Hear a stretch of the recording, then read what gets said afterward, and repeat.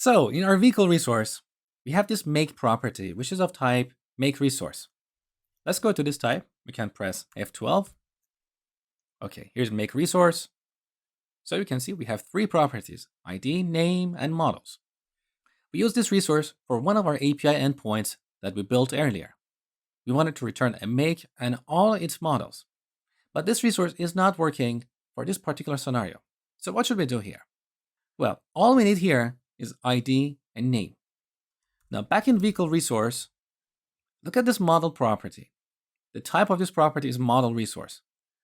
And if you look at this type, we have two properties, ID and name. Back in vehicle resource, the same is true for this features property. So this feature resource, look, again, ID and name. We can certainly create another resource for the make that includes only the ID and name properties, but that looks like an overkill. We have so many classes that look identical. So what I believe we should do here is to have a single class, call it KeyValuePairResource, that has an ID and name property, and then get rid of all these identical classes. So let's see where we have used this feature resource. You press Shift and F12. So here we have 7 references to this class. In features controller, in get features action, in feature resource, which is the class name itself, in vehicle resource, for the features property, and finally in our mapping profile. So we don't have too many dependencies on this class, and I can easily rename this class without breaking anything. So let's change the name of this class to KeyValuePairResource. Or we could call it ID name resource. But KeyValuePair is a common terminology. Now in the project folder, I'm going to rename this to KeyValuePairResource. Now I'm going to keep this make resource the way it is, because here we need to return the list of models as well. So this is separate from our KeyValuePairResource. Potentially, we could derive this from KeyValuePairResource, so we don't have to repeat these ID and name properties here. Now this is cleaner. Now this model resource is exactly like our KeyValuePairResource. It's redundant, so I want to delete it.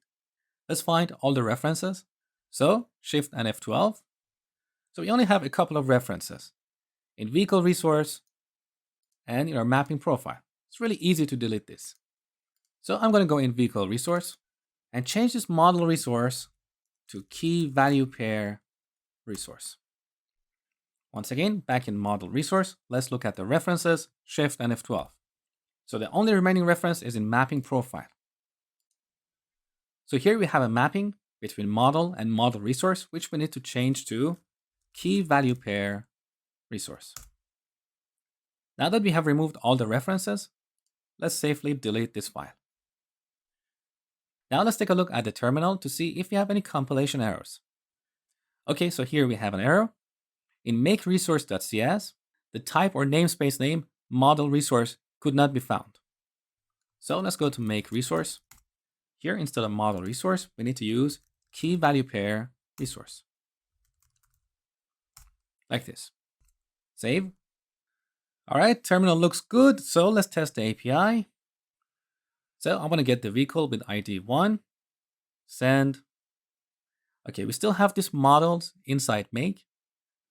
So back in vehicle resource, I forgot to change the type of the make property, KeyValuePairResource. We don't want the complete make resource object. All right, now let's send again. We got an automapper mapping exception. So there is no mapping between make and KeyValuePairResource. So in our mapping profile, we only have a map between make and make resource. Now we need to duplicate this and change the second to KeyValuePairResource. So let's try again. Okay, we have make with ID and name. Beautiful. And the rest looks pretty good.